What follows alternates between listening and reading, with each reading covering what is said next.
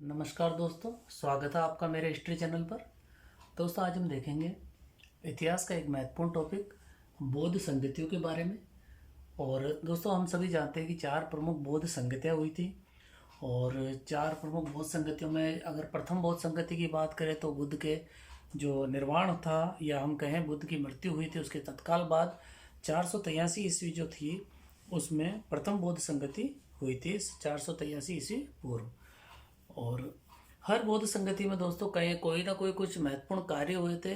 उनके बारे में आज हम यहाँ इस वीडियो में डिटेल में जानेंगे कि प्रथम में कौन सा क्या कार्य हुआ, द्वितीय में क्या कार्य हुआ, और कहाँ पर हुई, राजा कौन था, कौन सा शासक था, किसकी अध्यक्षता में हुई, वह सारा कुछ आज के टॉपिक में जानेंगे। तो शुरू करते हैं बौद्ध संगतियाँ। सबसे पहले प्रथम बौद्ध संगति की बात करते हैं।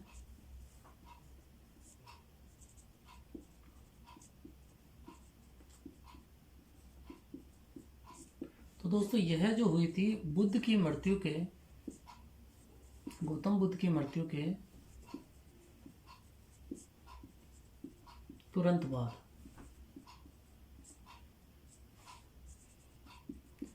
और अगर सन की बात आए तो 483 ईस्वी पूर्व यह बौद्ध संगति हुई थी। इस बौद्ध संगति के बारे में और जानते हैं। मगध का शासक जो था वह अजात शत्रु था। तो शासक की अगर बात आए कि शासक कौन था, तो शासक थे अजात शत्रु। इसके अलावा अगर स्थान की बात करें तो स्थान था राजगृह, जो राजधानी थी राजगृह की सप्तपर्णी गुफा।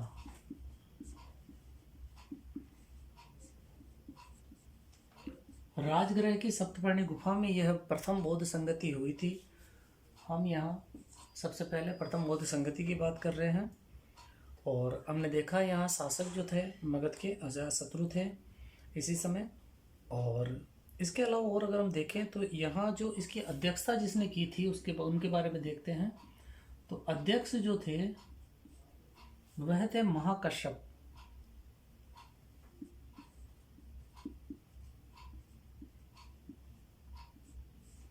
महाकश्यप जो है प्रथम बौद्ध संगति के अध्यक्ष थे। तो इम्पोर्टेंट पॉइंट यहाँ शासक अजातशत्रु, कहाँ हुई थी, राजगृह की सप्तपर्णी गुफा में। अध्यक्ष जो थे महाकश्यप थे। और इसके अलावा इसी संगति में बुद्ध के प्रमुख जो शिष्य थे, दो प्रमुख शिष्य हैं जिनके नाम हैं आनंद और उपाली।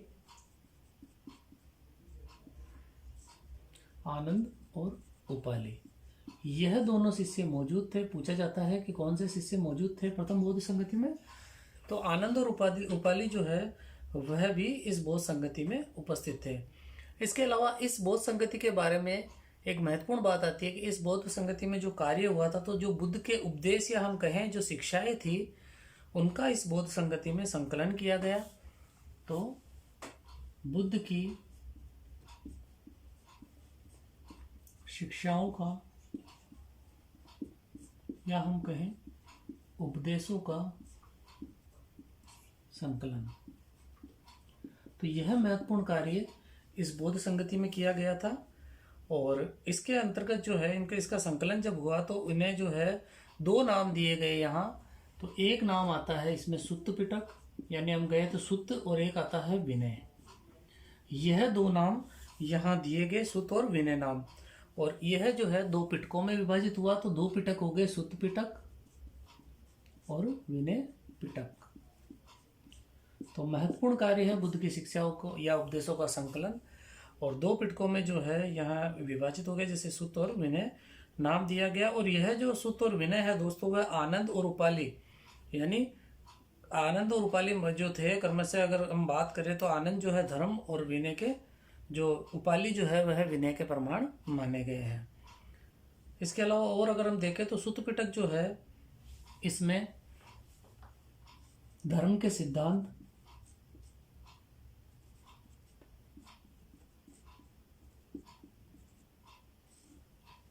सुत्त पिटक में धर्म के सिद्धांत, और विनय पिटक जो थे उसमें आचार के नियम थे। विनय पिटक में जो थे आचार के नियम। और एक अन्य महत्वपूर्ण बात इस प्रथम बौद्ध संगति के अंतर्गत आती है कि इसके अंतर्गत जो है 500 भिक्षु उपस्थित थे। प्रथम बौद्ध संगति में 500 भिक्षु उपस्थित थे, इसलिए इसको पंचसतिका भी कहा जाता है। अगर नाम आए किस बौद्ध संगति को पंचसतिका कहा जाता है तो प्रथम बौद्ध संगति जो है इसको पंच संहिता जो है पंचसतिका भी कहा गया है। तो इस प्रकार यह प्रथम बौद्ध संगति थी जिसमें हमने जाना 500 भिक्षु इसमें मौजूद थे। और बुद्ध की मृत्यु के तुरंत बाद 483 ईस्वी में यह प्रथम बौद्ध संगति हुई जिसमें शासक अजातशत्रु थे, अध्यक्ष इसके महाकश्यप थे और राजगृह की सप्तपर्णी गुफा में यह संगति हुई थी। और प्रमुख कार्य की बात करें तो बुद्ध की शिक्षाएं जो थी उनका इसमें संकलन किया गया और यही शिक्षाएं जो है 2 पिटकों में बट गई जिसमें सुत्त पिटक और विनय पिटक। सुत्त पिटक में धर्म जो बौद्ध धर्म से संबंधित सिद्धांत है वह थे और विनय पिटक में जो है आचार के नियम थे। अब हम देखते हैं द्वितीय बौद्ध संगति। बात करते हैं द्वितीय बौद्ध संगति की। और जो द्वितीय बौद्ध संगति हुई थी दोस्तों वह बुद्ध की मृत्यु के पहली जो थी बुद्ध की मृत्यु के तुरंत बाद थी। यह बुद्ध की मृत्यु के 100 साल बाद हुई, 100 वर्ष बाद, यानी समय हो जाएगा 383 ईस्वी पूर्व। और जगह की अगर बात करें तो एक जगह थी चुल्लवग, यह जो नाम मिलता है वैशाली, तो वैशाली में ये जगह थी। इस स्थान पर जो है यह द्वितीय बौद्ध संगति हुई। अधिकतर ऑप्शन में वैशाली मिलता है और अगर कहीं चुल्लवग भी आ जाए तो वह भी राइट होगा। तो बुद्ध की मृत्यु के 100 वर्ष बाद 383 ईस्वी पूर्व में। इसके अलावा चुल्लवग वैशाली जगह थी जहाँ पर यह बौद्ध संगति हुई।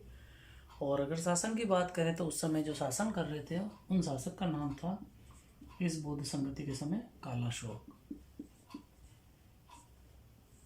यह शासक थे, शासक ये हो जाएंगे कालाशोक। कालाशोक के शासनकाल में 383 ईस्वी में वैशाली में यह द्वितीय बौद्ध संगति हुई थी। दोस्तों इस समय क्या होता है, जो वैशाली के भिक्षु थे उन्होंने विनय संबंधी कुछ ऐसे नियमों को अपना लिया था जिन्हें कि अवंती के जो भिक्षु थे वह पसंद नहीं करते थे। वैशाली जो पूर्व में और अवंती जो था पश्चिम में था, तो पश्चिम स्थान के जो भिक्षु है वह उसको पसंद नहीं करते थे। अतः जो क्या हुआ, जो पूर्वी और पश्चिमी भिक्षु थे उनमें मतभेद हो गया। यानी पूर्वी में वैशाली और पश्चिमी बात करें तो अवंती मुख्यतः।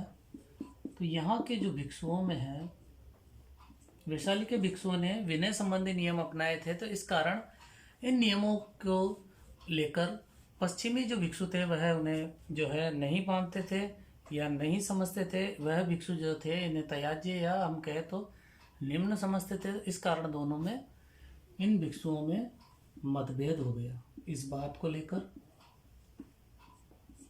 इन भिक्षुओं में मतभेद हो गया।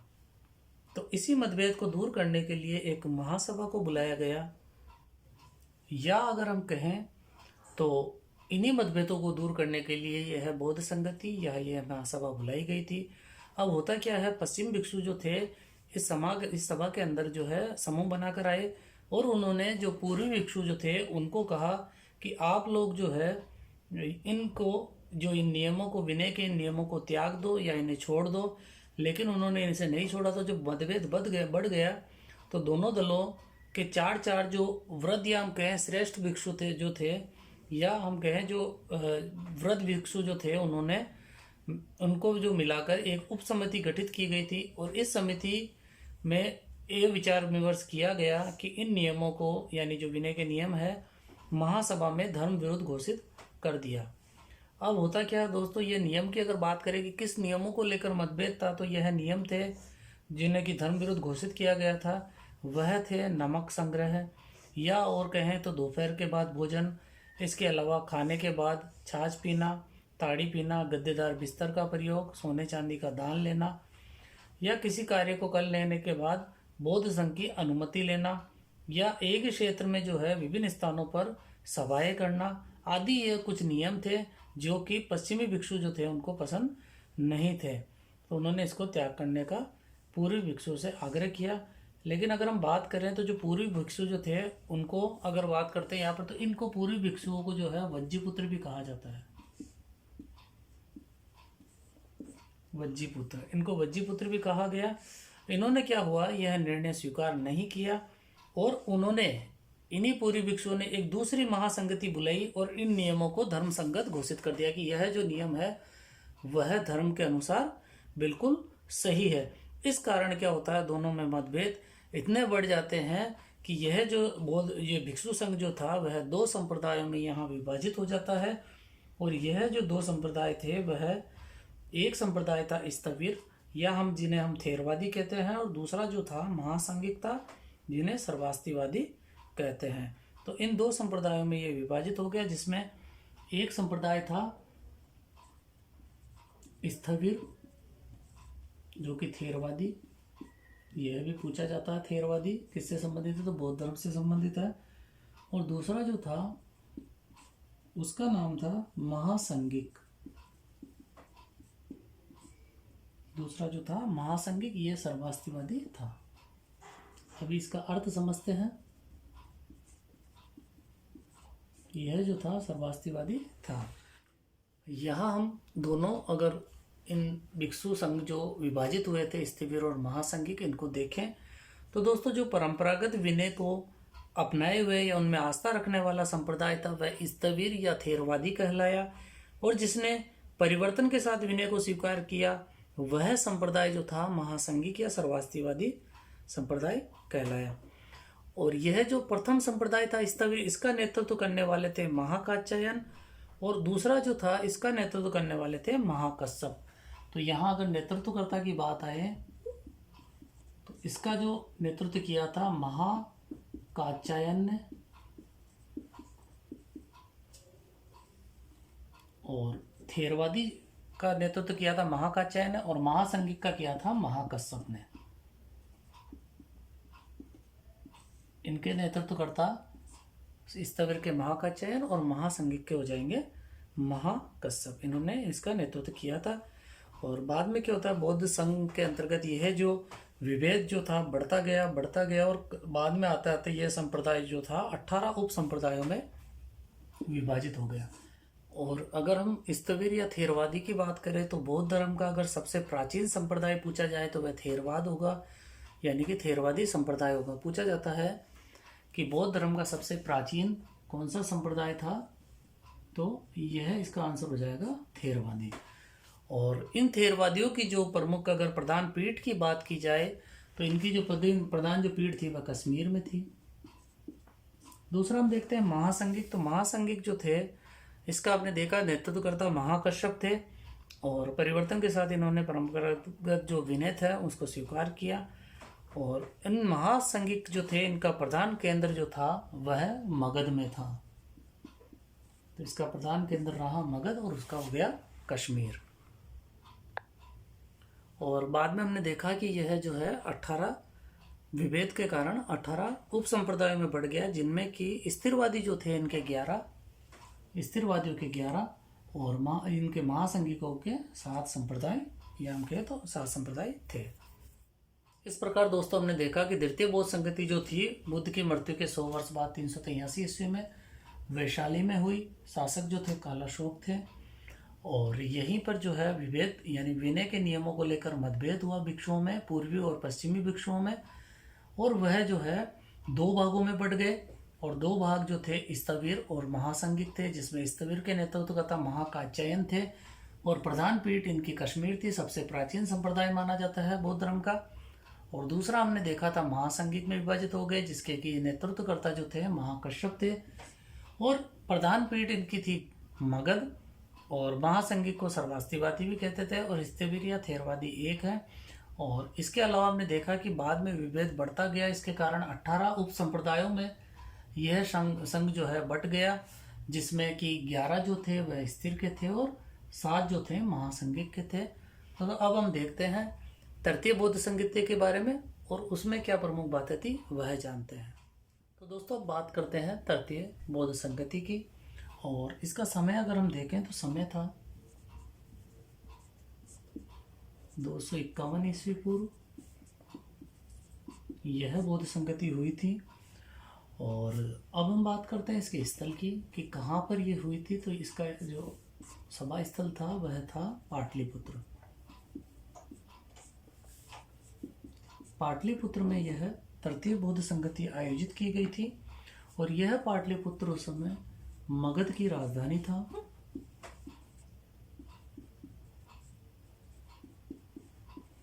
यही पाटलिपुत्र जो था दोस्तों वह मगध की राजधानी था। और शासक की बात करें उस समय तत्कालीन शासक कौन थे, तो शासक जो थे उस समय थे अशोक। महान सम्राट जो अशोक थे वह उस समय शासक थे।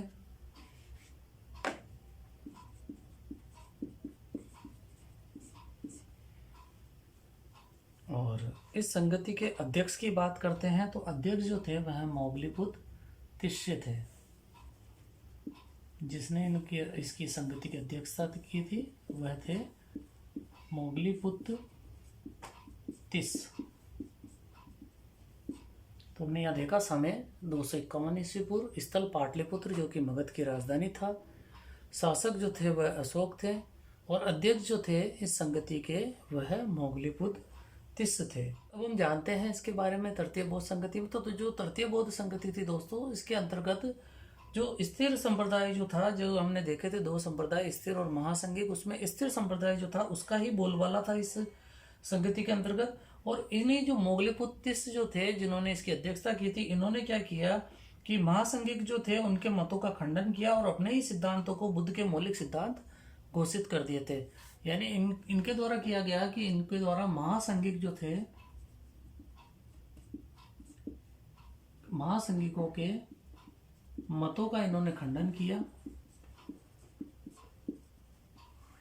और अपने मतों का, जो स्थिरवादी हम कहें संप्रदाय के ही मतों का जो है उनको ही बुद्ध के मौलिक सिद्धांत इन्होंने घोषित कर दिए थे। और इसके अलावा इन्हीं मौगलीपुत्र जो तिस थे, इन्होंने कथावस्तु नामक एक ग्रंथ था जिसका संकलन किया था। इन्होंने ही जो है कथावस्तु, पूछा जाता है ये भी किससे संबंधित है, तो ये है बौद्ध धर्म से संबंधित है कथावस्तु।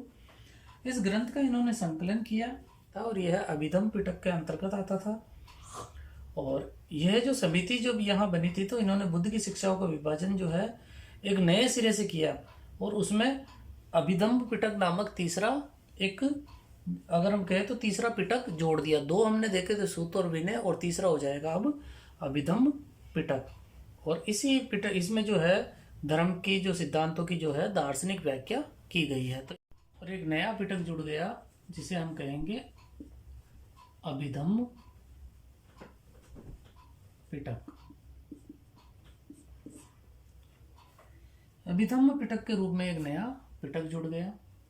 अभिधम्म पिटक की जो है मुख्य बात अगर हम देखें तो इसमें जो पूछा जाता है, तो इसमें धर्म की यानी बौद्ध धर्म की या धर्म की दार्शनिक व्याख्या की गई है।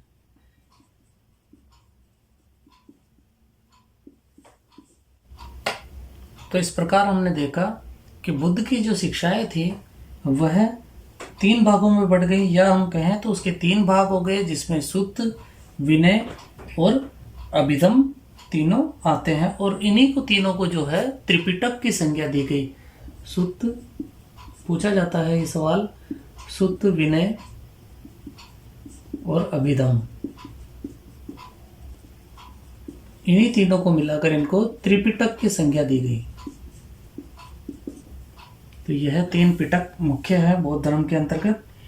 और इसके अलावा और अगर हम देखें तो ये जो तीसरी बौद्ध संगति हुई थी दोस्तों, इसका अगर उल्लेख की बात करें कि कहाँ पर इसका उल्लेख हुआ, तो एकमात्र एक भारतीय पुस्तक थी जिसका नाम था सामंत पासादिका।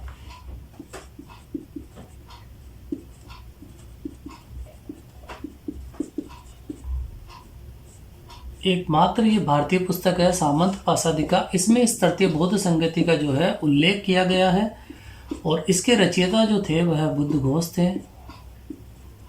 इनके द्वारा यह पुस्तक या यह ग्रंथ रचित था जिसमें कि तृतीय बौद्ध संगति का उल्लेख मिलता है। और यही जो सामंत पासादिका है ये 5वीं सदी की है। 5वीं सदी में जो है यह रचित थी। इसके अलावा इसी बौद्ध संगति का जो उल्लेख जो है सिंहली जो बौद्ध ग्रंथ है, श्रीलंका के सिंहली बौद्ध ग्रंथ, वहाँ उसमें भी जो दीपवंश और महावंश है उनमें भी इस संगति का उल्लेख मिलता है। इसके अलावा इसका उल्लेख की बात करें तो दीपवंश और महावंश, तो यह जो थे सिंहली ग्रंथ थे, इनमें जो है तृतीय बौद्ध संगति का उल्लेख इनमें भी मिलता है। तो इस प्रकार हमने तृतीय बौद्ध संगति के बारे में देखा। समय 251 ईस्वी। स्थल जो था पाटलिपुत्र, जो कि मगध की राजधानी थी उस समय। तत्कालीन शासक की बात करें तो अशोक। अध्यक्ष की बात करें भोगलीपुत्तिस, जिनकी जो है कथावतु नामक एक ग्रंथ लिखा था, और इन्होंने मुख्यतः महासंघिकों के मत का खंडन किया था और अपने ही विचारों या अपने दर्शन को जो है बौद्ध के मौलिक सिद्धांत मान लिया था। इसके अलावा इसमें एक नए पिटक का निर्माण होता है और उस पिटक का नाम था अभिधम्म पिटक। यानी अगर हम कहें तो इस प्रकार बुद्ध का जो शिक्षाएं थी वह 3 पिटकों में बढ़ गई, सुत्त पिटक, विनय पिटक और अभिधम्म पिटक, जिन्हें की त्रिपिटक की संज्ञा दी गई।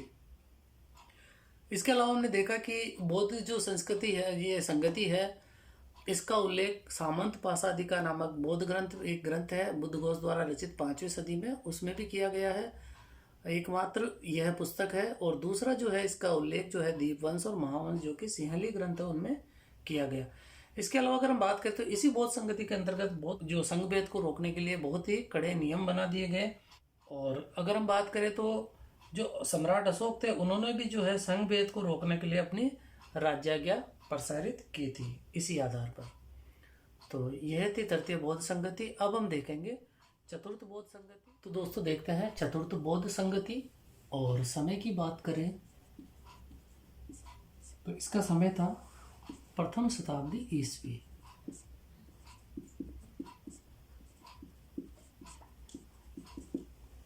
चतुर्थ बौद्ध संगति का समय था प्रथम शताब्दी ईस्वी। और जगह की बात करें किस स्थल पर हुई थी, तो यह हुई थी कुंडलवन। और यह जो कुंडलवन है वह कश्मीर में है। कश्मीर के कुंडलवन में चतुर्थ बौद्ध संगति हुई थी। अध्यक्ष जो थे वह वसुमित्र थे और इसमें एक उपाध्यक्ष भी थे जिनका की नाम था अश्वघोष। यानी इसमें एक अध्यक्ष वसुमित्र और एक उपाध्यक्ष अश्वघोष थे। स्थल कुंडलवन कश्मीर। समय जो था प्रथम शताब्दी ईस्वी पूर्व। और शासक की बात करें तो जो शासक थे, प्रमुख शासक, एक महान शासक थे जिनका की नाम था कनिष्क। कनिष्क के शासनकाल में जो है चतुर्थ बौद्ध संगति हुई थी। और यह कनिष्क जो थे वह कुषाण वंश के थे। यानी कुषाण वंश के शासक कनिष्क के समय चतुर्थ बौद्ध संगति हुई थी। और अगर बात करें सभा की, तो यह जो सभा थी इसमें महासंघिक जो थे उनका बोलबाला था। और दोस्तों यहीं पर जो है बौद्ध ग्रंथों के कठिन अंशों का सम्यक विचार विमर्श किया गया और उन विचारों को जो है, उन कठिन अंशों को जो है विभाषा शास्त्र नामक एक जो टीका थी उसमें संकलित कर दिया गया। तो इनको जो है विभाषा शास्त्र, बौद्ध धर्म के कठिन अंशों को विभाषा शास्त्र नामक टीकाओं में संकलित कर दिया गया। इनमें जो है संकलित किया गया। और इसी समय जो चतुर्थ बौद्ध संगति थी, इसी समय यह जो बौद्ध धर्म है वह 2 प्रमुख संप्रदायों में विभाजित हो गया, जिनमें पहला जो था हीनयान और दूसरा जो था महायान। इन 2 संप्रदायों में बौद्ध धर्म जो है वह विभाजित हो गया। और यह स्वतंत्र संप्रदाय थे, हीनयान और महायान। इन स्वतंत्र संप्रदायों में बौद्ध धर्म विभक्त हो गया। और अगर हम यहाँ हीनयानी को देखें तो हीनयान जो है वह थेरवादी थे, वह हीनयानी कहलाए। और सर्वास्तिवादी जो थे या महासंघिक जो थे वह महायानी या महायान कहलाए।